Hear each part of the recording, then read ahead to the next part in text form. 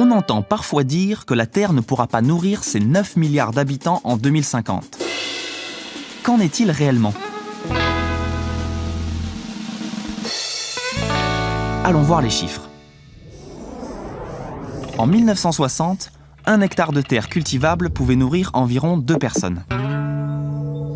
En 2006, ce même hectare en nourrissait 4, avec plus de 2500 calories par personne et par jour, et une moyenne mondiale de 31,7 kg de viande par an.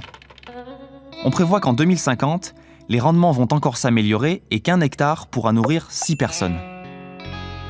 1 hectare de terre cultivable permet d'obtenir à peu près, et en nourrissant les animaux, 43 kg de bœuf, 181 kg de porc, 189 kg de poulet, ou de récolter 588 kg de riz, de produire 625 kg de pain, ou 1 tonne 667 kg de pommes de terre.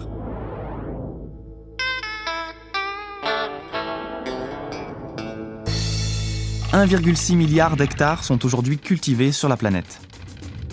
On estime qu'il reste entre 500 millions et 2,5 milliards d'hectares encore cultivables sur Terre.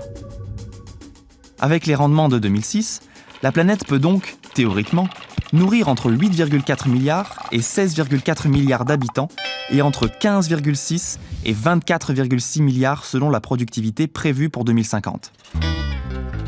Mais ce calcul, purement quantitatif, ne tient pas compte des problèmes environnementaux dus à l'agriculture intensive, de l'inégalité d'accès et de répartition de la nourriture sur la planète, de la surconsommation calorique des pays occidentaux, dont les habitants mangent aujourd'hui plus de 70 kg de viande par an, et des 30 à 40% de nourriture gaspillée. La Terre a donc vraisemblablement la capacité de nourrir 9 milliards d'habitants en 2050. Mais saura-t-elle le faire de manière raisonnée et durable ?